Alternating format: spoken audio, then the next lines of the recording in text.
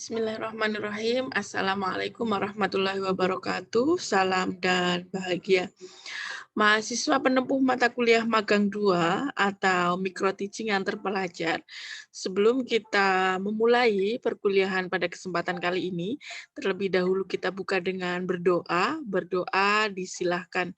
Bismillahirrahmanirrahim. Berdoa cukup. Baik, mahasiswa penempuh magang 2 atau micro teaching yang terpelajar khususnya kelompok 17. Syukur alhamdulillah pada kesempatan kali ini kita masih diberi kesempatan untuk bertemu kembali meskipun dalam keadaan daring ya, melalui media daring. Setelah kami melihat nama-nama dari kelompok 17 ini, sepertinya nama-namanya masih asing, sehingga pada pertemuan kali ini kita perlu perkenalan terlebih dahulu untuk saling mendekatkan kita, agar selama perkuliahan khususnya di semester 6 ini ya, atau di mata kuliah magang ini, magang 2 atau micro teaching ini, dapat berjalan dengan lancar dan optimal dengan hasil yang maksimal. Baik, seperti yang ada di surat tugas, nama saya Ana Fitrotunisa. Mungkin teman-teman juga sudah memperoleh nomor HP saya karena kita sudah tergabung dalam satu grup WhatsApp. Ada di nomor 081 391 415659. Kemudian berikut adalah alamat email saya. Nanti ada beberapa tugas yang perlu teman-teman kumpulkan. Maka jika selama portal dan si pedarnya belum bisa dimanfaatkan dengan baik, kita berkomunikasi melalui email atau mengumpulkan tugasnya melalui email di alamat ananisa@gmail.com. Kemudian berikut adalah alamat blog saya yang jika suatu saat nanti dapat kita gunakan untuk sharing materi atau sharing bahan-bahan terkait perkuliahan dengan alamat anafitrotunisa.wordpress.com. Kemudian ini riwayat pendidikan singkat yang kami tempuh, yaitu kami lulusan dari PGMI ya, sama seperti kalian ambil PGSD, namun PGSD-nya di UIN. Jadi karena keislaman maka namanya Pendidikan Guru Madrasah Ibtidaiyah. Sama seperti PGSD, namun ada penambahan nilai-nilai keislaman saat proses perkuliahan. Kemudian S2-nya juga lanjut di prodi yang sama dengan konsentrasi IPA SD, sehingga mungkin teman-teman nanti bisa ketemu, mungkin jika mengambil skripsi tentang IPA, karena ini teori sudah tidak mengambil, kita tidak bertemu di teori tentang IPA.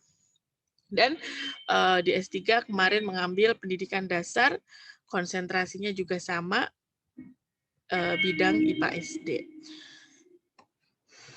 Setelah perkenalan, mungkin nanti kita perkenalan dengan teman-teman lainnya saat kita melakukan kegiatan sinkronus atau video conference, agar bisa langsung perkenalan dengan baik dengan teman-teman. Nah, sekarang kita lanjut ke perkenalan mata kuliahnya terlebih dahulu. Baik, di semester ini kita dipertemukan di mata kuliah micro teaching atau magang 2.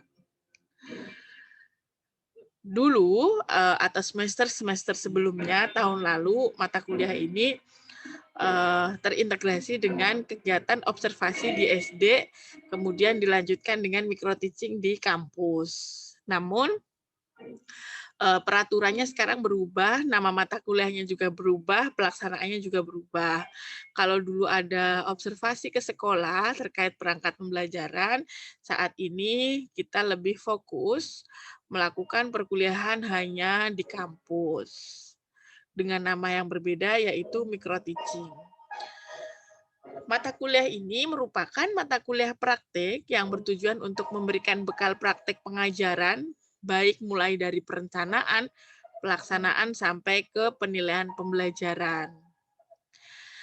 Mata kuliah ini harus lulus karena apa yang dipelajari di mata kuliah magang 2 atau micro teaching ini adalah akan yang dijadikan bekal teman-teman semua untuk magang 3 atau namanya sekarang adalah pengenalan lapangan persekolahan. Sehingga nanti teman-teman saat mengambil mata kuliah ini harus lulus ya, wajib lulus minimal B agar bisa mengambil mata kuliah magang 3 di semester berikutnya. Bobot mata kuliah ini ada 2 SKS praktik ya. Kemudian pelaksanaannya kalau sesuai dengan buku pedoman itu teman-teman minimal bisa mengajar praktek minimal 3 kali.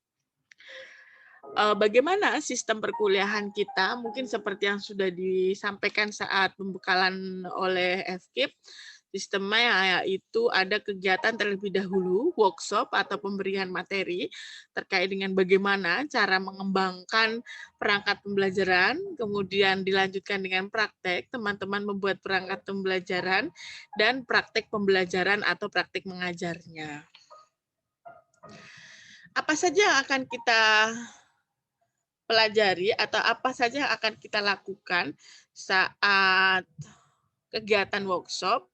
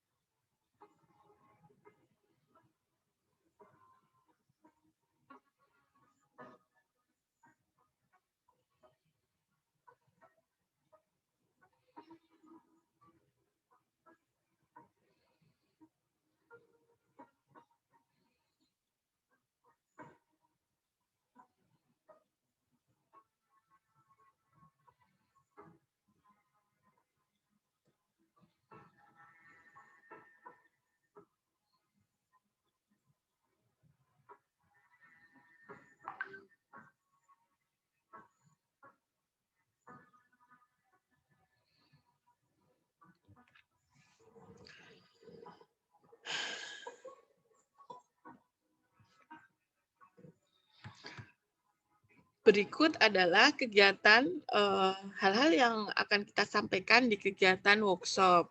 Yang pertama adalah nanti kita akan menyampaikan bagaimana penyusunan RPP, apa yang ada di RPP, namun nanti sebelumnya kami akan lebih menjelaskan kembali meskipun teman-teman pastinya sudah tahu ya di mata kuliah pengembangan di semester 5 terkait dengan kurikulum. Karena membuat RPP itu acuannya adalah kurikulum, nanti kita akan jelaskan terlebih dahulu kurikulumnya, kemudian nanti kita baru masuk ke merancang RPP-nya. Nah, kemudian tidak hanya berhenti untuk menyusun RPP, nanti teman-teman juga perlu menyusun perangkat pendukung RPP, yaitu ada bahan ajar, ada media, ada penilaian yang meliputi ranah sikap, pengetahuan, dan keterampilan. Nanti kita perlihatkan dan juga sudah ada contohnya ya di buku panduan. Kemudian dilanjutkan nanti teman-teman membuat atau menyusun perangkat pembelajaran lengkap tersebut. Setelah menyusun perangkat pembelajaran tersebut, kemudian nanti kita lanjutkan dengan praktek melaksanakan pembelajaran dengan siswa-siswanya ya 13 siswa ini, 13 mahasiswa ini. Nah, nanti durasinya selama kurang lebih 25-30 menit. Karena ini masih COVID, semua pembelajaran masih daring, maka sebisa mungkin nanti bahan ajar, media pembelajaran, dan lain sebagainya dirancang dengan pembelajaran berbasis daring untuk mempermudah pelaksanaan. Kemudian saat melakukan praktek, nanti juga kita akan memperlihatkan ya, disarankan untuk menggunakan model pembelajaran yang inovatif. Hal ini juga ada landasannya, nanti kami perlihatkan peraturan pemerintah pendidikan dan kebudayaan yang memang di sana termaktub bahwa proses pembelajaran di kurikulum 2013 memang harus mengimplementasikan model pembelajaran inovatif. Oke, kemudian ini adalah bobot penilaian yang akan kami acu untuk menyusun penilaian besok setelah semua proses kegiatan selesai. Yang pertama yaitu dari aspek pendalaman materi. Kemarin teman-teman saat melakukan pembekalan dari fakultas kan juga sudah disuruh mengerjakan uji orientasi. Nah, hasil dari uji orientasi itu nanti akan dilaporkan ke kami, ke dosen pembimbing lapangan, dan itu akan kita olahkan dengan bobot 10%. Kemudian hasil pengembangan perangkat pembelajaran ya tadi dari RPP, kemudian bahan ajar, media, penilaian atau perangkat pembelajaran secara lengkap itu nanti akan kita nilai sebanyak 25%. Saat praktik, ini penilaiannya tertinggi ya, 35%. Dan selama proses perkuliahan, kita juga tetap menilai aspek sosial dan kepribadian teman-teman. Nah, kompetensi sosial teman-teman akan kita beri skor dengan bobot 15% dan kompetensi kepribadian 15%.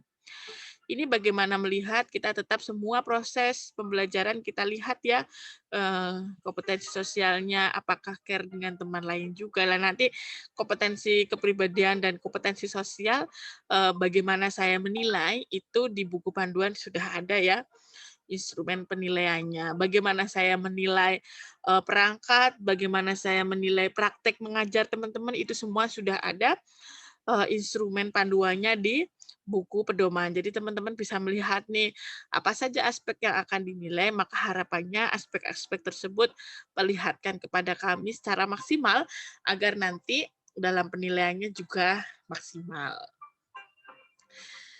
Nah, ini lain-lain. Contoh format dan instrumen penilaian tadi sudah saya sampaikan ya, terlampir di buku pedoman. Nah, di lapangan yang beredar RPP itu sekarang ada 2 versi ya, RPP 1 lembar dan RPP lengkap. Mana yang akan dilakukan, yang digunakan di micro teaching ini? Yang dilakukan atau digunakan dalam micro teaching ini adalah RPP dengan format lengkap. Karena kalau hanya menggunakan RPP dengan format 1 lembar, yang tanpa KIKD, tanpa instrumen, hanya langsung ke tujuan, nanti teman-teman tidak kurang memahami bagaimana menurunkan tujuan pembelajaran, apakah sudah pasti sesuai dengan indikator dan KD itu nanti perlu kita pastikan kesesuaiannya, sehingga yang digunakan adalah RPP lengkap. Kalau teman-teman sudah mahir dalam membuat RPP lengkap, pastinya nanti akan lebih mudah membuat RPP 1 lembar. Itu dasarnya. Baik, kita lanjutkan ini langsung ke kegiatan workshop pertama ya. Nanti setelah saya memberikan bahan-bahan tentang workshop pertama, maka akan ditindaklanjuti dengan teman-teman membuat perangkat pembelajaran. Seperti yang saya janjikan tadi, saya akan menjelaskan terlebih dahulu tentang kurikulum. Nah, ini sebagai pemancing ya, pastinya sebenarnya teman-teman sudah tahu lah ya. Tahukah kalian hal apa saja yang perlu diperhatikan sebelum melakukan proses pembelajaran? Pastinya teman-teman sudah menguasai karena kemarin di semester 5 pastinya teman-teman sudah mabok ya sama yang namanya RPP ngajar dan lain sebagainya. Sekarang hanya penyempurnaan, penguat apa yang sudah diperoleh di semester 5, harapannya nanti akan diperbaiki di kegiatan magang 2 ini atau micro teaching. Nah, hal yang harus kalian ketahui atau teman-teman ketahui sebelum melakukan proses pembelajaran, atau misalkan hari ini teman-teman diterima menjadi guru gitu ya, besok akan memulai mengajar, maka hal pertama yang harus diketahui oleh guru adalah terkait dengan kurikulum. Kurikulum apa yang digunakan di sekolah tersebut, kemudian bagaimana kurikulumnya, apa isinya, bahan-bahannya, itu harus teman-teman ketahui. Nah, setelah tahu kurikulumnya, kurikulum tersebut kemudian diturunkan menjadi program tahunan. yang terdiri dari perancangan proses pembelajaran yang dilakukan selama 1 tahun, program tahunan diturunkan menjadi program semester, yaitu rancangan pelaksanaan pembelajaran selama 1 semester, kemudian diturunkan menjadi silabus secara keseluruhan 1 semester lebih spesifik dari prosem, dan terakhir dari silabus diturunkan menjadi rencana pelaksanaan pembelajaran yang dilakukan dengan minimal 1 KD.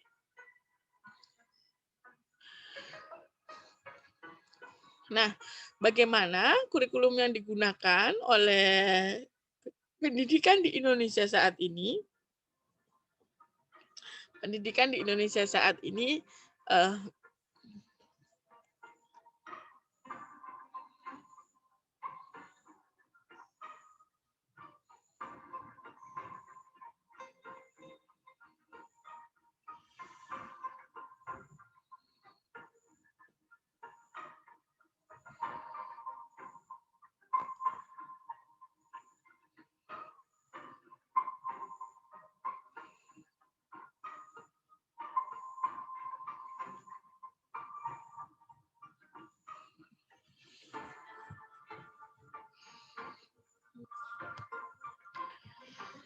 baik, kita lanjutkan membahas tentang kurikulum ya. Kurikulum yang digunakan di Indonesia saat ini adalah kurikulum 2013.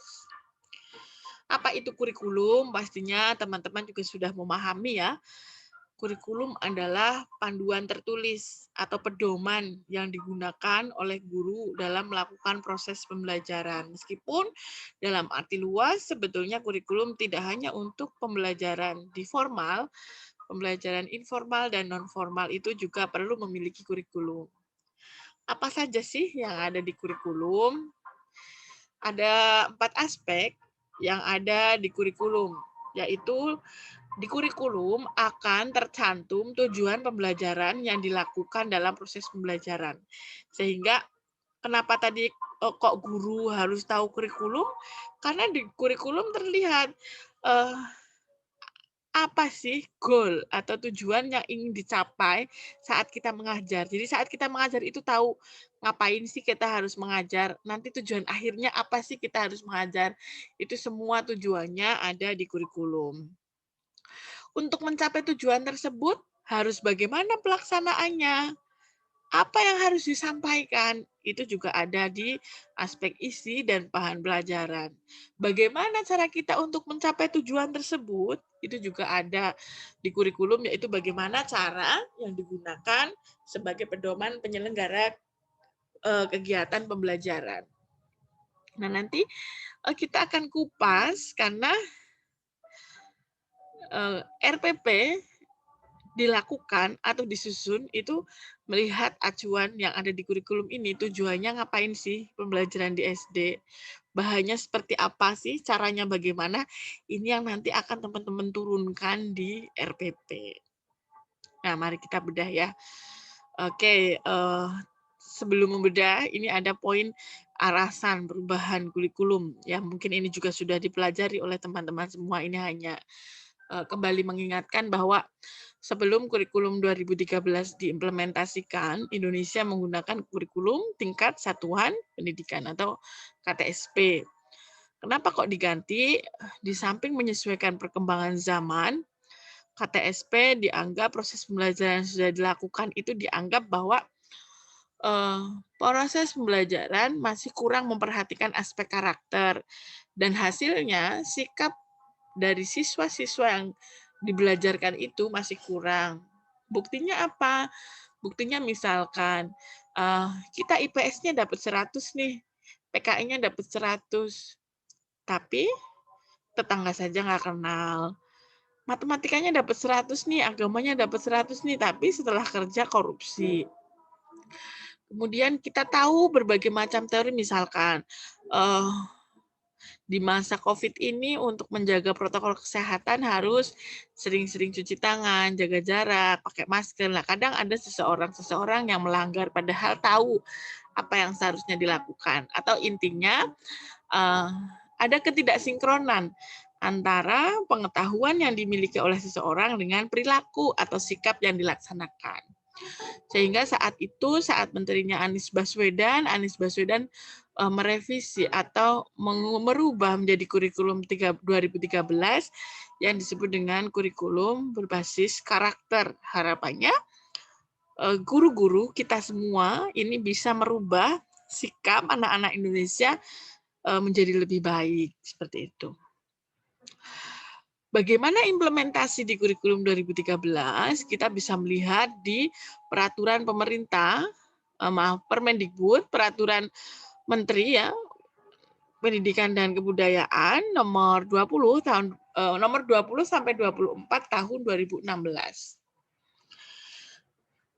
Mulai dari Permendikbud nomor 20 tahun 2016, di sana disebutkan bahwa kalau kita melakukan proses pembelajaran, khususnya di SD, siswa yang akan lulus SD itu harapannya saat lulus itu bisa memiliki kemampuan yang mencakup 3 aspek, yaitu sikap, pengetahuan, dan keterampilan. Atau secara tidak langsung dapat kita simpulkan, sebagai guru kita tidak boleh hanya mementingkan aspek pengetahuan saja, namun kita juga perlu menyisipkan sikap-sikap yang ditanamkan melalui proses pembelajaran dan keterampilan-keterampilan yang dimiliki oleh siswa agar saat selesai lulus SD itu mereka juga terampil sesuai apa yang diinginkan dalam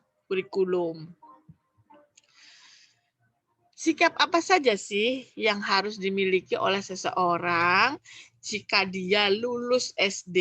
Itu di Permendikbud nomor 20 disampaikan bahwa seseorang yang lulus SD yang pembelajarannya melalui kurikulum 2013 itu minimal memiliki perilaku beriman dan bertakwa kepada Tuhan, berkarakter, jujur, peduli, bertanggung jawab, pembelajar sejati sepanjang hayat, dan sehat jasmani rohani sesuai dengan perkembangan anak di lingkungan keluarga, sekolah, masyarakat, dan lingkungan alam sekitar bangsa dan negara.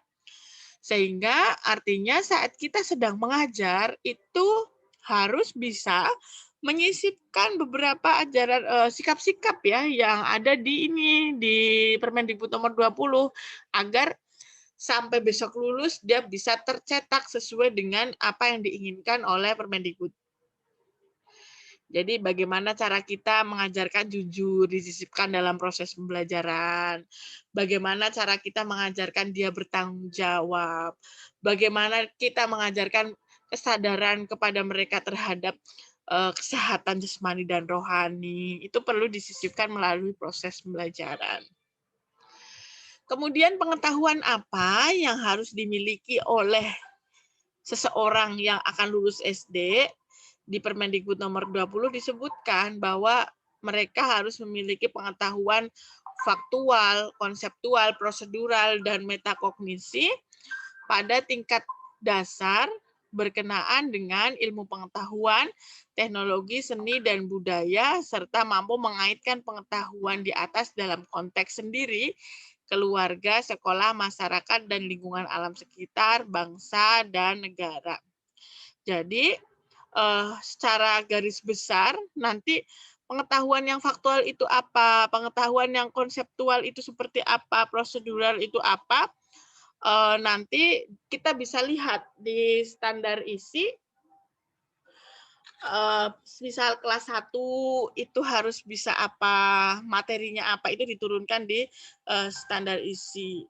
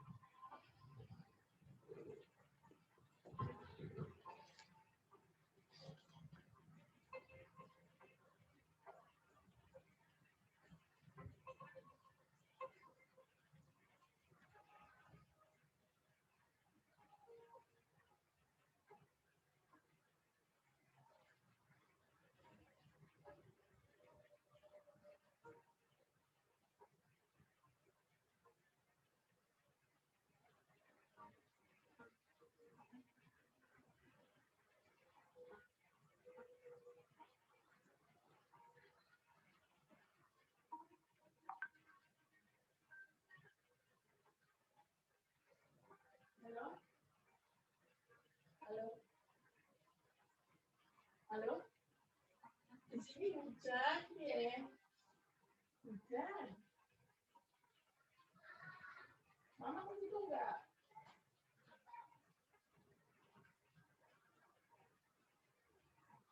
Ya nanti nih, misal ternyata ayah mau langsung pulang atau mau duduk dulu? Hah? Tidur di tempatnya Simba. Yo nanti kabar-kabaran nih ternyata terang tak ke situ nih, nggak terang-terang ayah kok ya. Ya, itu.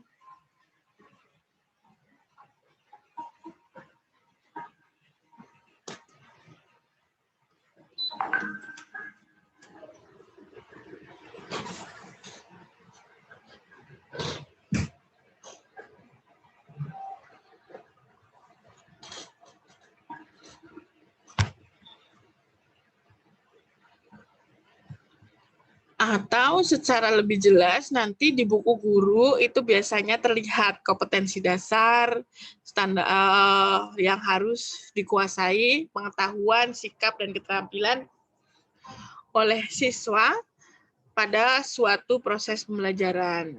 Kemudian bagaimana keterampilan yang harus dimiliki oleh seseorang jika lulus SD. Di Permendikbud nomor 20 dijelaskan bahwa seseorang yang lulus SD itu harus memiliki keterampilan berpikir dan bertindak kreatif, produktif, kritis, mandiri, kolaboratif, dan komunikatif melalui pendekatan ilmiah sesuai dengan tahap perkembangan anak yang relevan dengan tugas yang diberikan.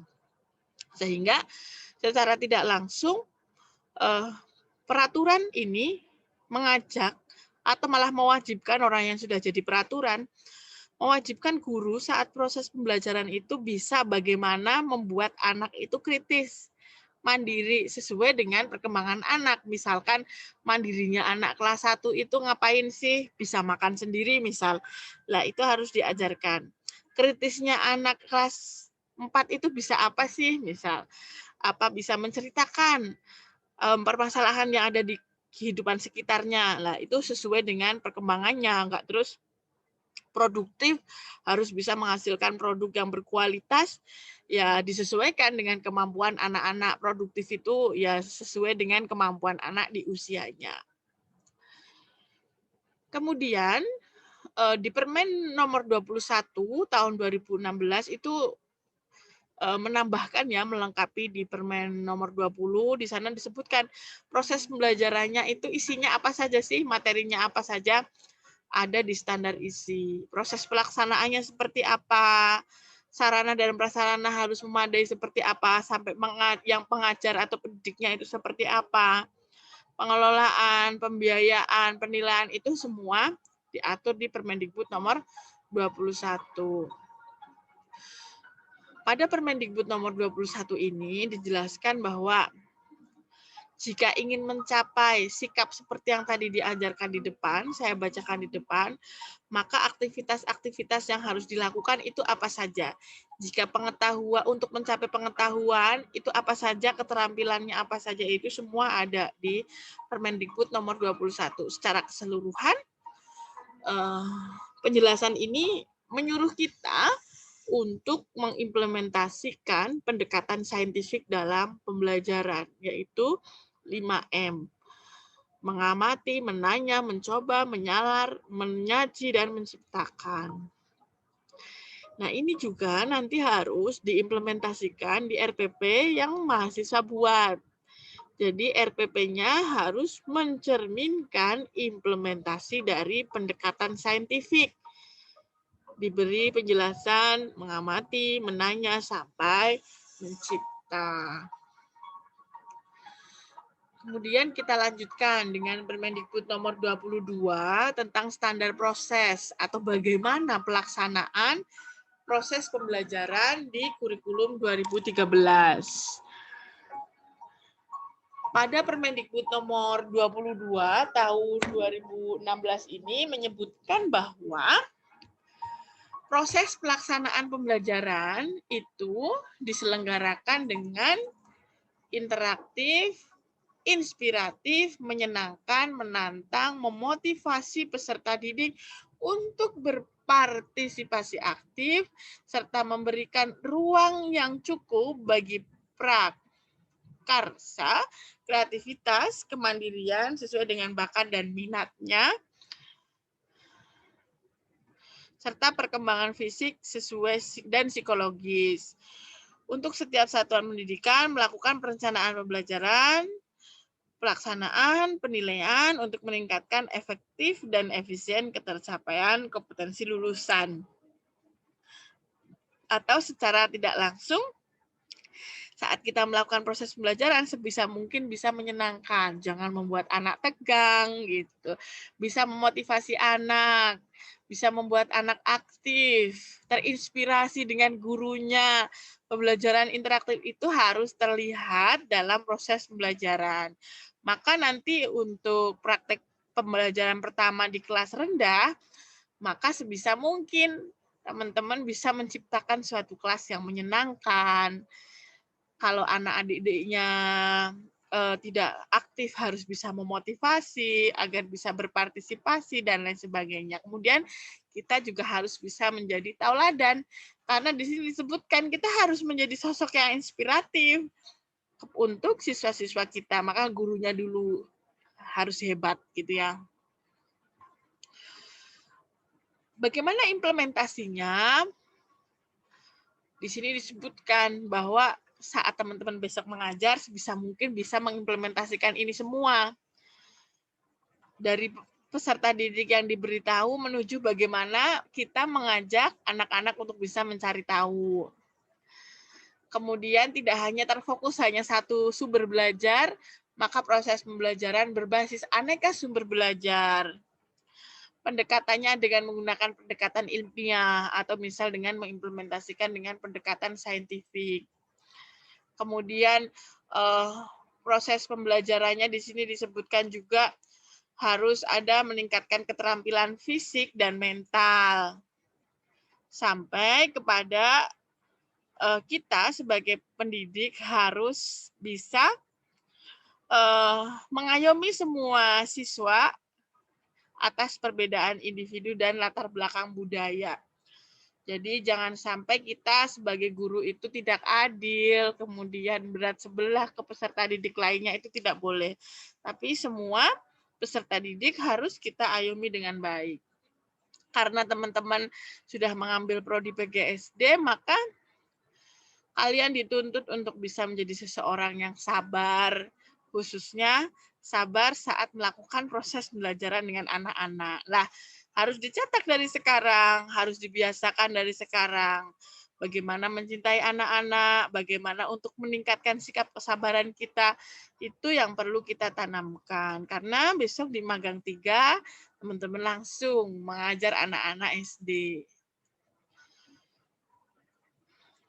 Kemudian di sini disebutkan juga untuk mendukung proses pembelajaran berbasis pendekatan saintifik, teman-teman juga bisa menggunakan proses pembelajaran berbasis discovery, inquiry, project-based learning, dan pembelajaran atau model pembelajaran yang inovatif lainnya, semua bisa digunakan. Kemudian apa yang sudah tadi disampaikan baru diturunkan menjadi RPP. Apa yang harus ada di RPP? Ini ya, keterangan RPP lengkap. Nanti bisa teman-teman lihat juga di Permendikbud nomor 22 tahun 2016. Suatu RPP hendaknya terdiri dari identitas sekolah, identitas mata pelajaran atau tema atau subtema, kelas atau semester, materi pokoknya, kemudian alokasi waktu, nanti silakan dituliskan 30 menit. Karena ini nanti akan dipraktekkan selama kurang lebih 30 menit.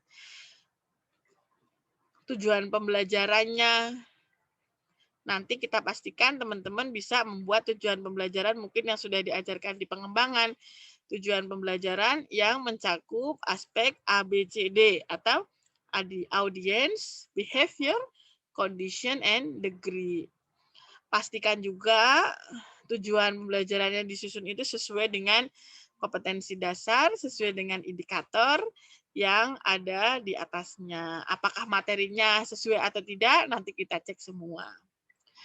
Di RPP juga harus mencakup metode pembelajaran yang digunakan apa, termasuk tadi ya model pembelajaran yang digunakan, kemudian harus mengimplementasikan pendekatan saintifik, medianya apa, pastikan medianya bisa dilakukan berbasis online, sumber belajarnya juga berbasis online, kemudian harus memperlihatkan kegiatan pembelajaran pendahuluan, inti penutup, sampai ke penilaian yang mencakup penilaian sikap, pengetahuan, dan keterampilan. Ini pelaksanaan kalau di lapangan ya, alokasi waktu 1 JP atau 1 jam pelajaran itu 30 menit. Tapi di magang 2 ini kita buat 1 kali praktek 25 sampai 30 menit saja. Terkait dengan pelaksanaan penilaian, nanti teman-teman bisa melihat langsung di Permendikbud nomor 22 tahun 2016. Nanti kalian bisa melihat di halaman 11 dan halaman 13, termasuk dengan standar penilaiannya seperti apa, ada di Permendikbud nomor 23 tahun 2016. Nah, sekarang kita masuk ke pembagian. Silahkan nanti teman-teman mencoba membuat 1 RPP, 1 pembelajaran untuk 30 menit dengan memilih salah satu pembelajaran di kelas dan tema yang sudah kami bagikan. Misalkan Marlina Sari dapat kelas 1, tema 1. Lah di tema 1 itu kan terdiri dari beberapa subtema. Subtema terdiri dari 6 pembelajaran. Maka silahkan pilih 1 pembelajaran saja. Yang sekiranya menurut Mbak Marlina itu pembelajaran yang paling keren. Yang paling besok memungkinkan Mbak Marlina itu dapat nilai yang paling bagus saat praktek mengajar. Yang inovatif, yang materinya dianggap terkuasai, silahkan pilih. Jadi yang ditentukan adalah hanya kelas dan tema. Subtemanya silahkan memilih, pembelajarannya keberapa silahkan memilih. Yang penting membuat 1 RPP, 1 pembelajaran di kelas 1, tema 1, yang berbasis tematik. Jadi terintegrasi dengan minimal 2 mata pelajaran. Begitu juga Mbak Ulfah. Mbak Ulfah nyari di tema 2, sampai kepada Aminur Rohman dapat kelas 3 melihat yang ada di tema 5. Dibebaskan memilih yang menurut teman-teman terbaik deh kalau saat ngajar itu pilih yang mana. Kemudian nanti sudah memilih dirasa terbaik, silahkan dibuat RPP-nya. Boleh melihat dari buku guru, kemudian dikembangkan, silahkan. Pastikan memahami apa yang dituliskan. Setelah dibuat RPP, kemudian kan tahu tuh materinya apa, bahan ajarnya apa, nanti diturunkan. Silahkan membuat lembar kerja untuk siswa, medianya apa, bahan ajarnya seperti apa, termasuk penilaiannya. Silahkan teman-teman coba buat, karena kita direncanakan akan ketemu perkuliahannya lagi di hari Jumat pukul 1:30, maka kalau bisa terakhir ya kalau bisa ya, tapi maksimal sebisa mungkin maksimal dikirimkan pada hari Kamis tanggal 25 Februari tahun 2021 via email. Namun kalau ternyata di Kamis itu ternyata si pedarnya sudah beres atau portalnya sudah bisa, nanti kita infokan alangkah lebih baik dikirimkan melalui portal atau si pedar agar semua terdokumentasi dengan baik. Nah, nanti selanjutnya hasil yang dikumpulkan itu akan dijadikan bahan untuk saya saat hari Jumat kita koreksi bersama. Maka saya sampaikan perlu segera dikirimkan hari Kamis biar hari Jumat saya bisa memiliki bahan untuk dikoreksi. Maka kalau bisa Kamisnya jangan terlalu malam. Misalkan Kamis pagi sudah dikirim agar saya bisa mengoreksi. Begitu ya. Silahkan dicoba, sukses untuk kita semua. Jika ada hal yang ditanyakan, bisa disampaikan melalui WhatsApp group. Nanti kita diskusikan bersama di sana. Terima kasih, sukses untuk kita semua. Sampai ketemu minggu depan. Wassalamualaikum warahmatullahi wabarakatuh. Salam.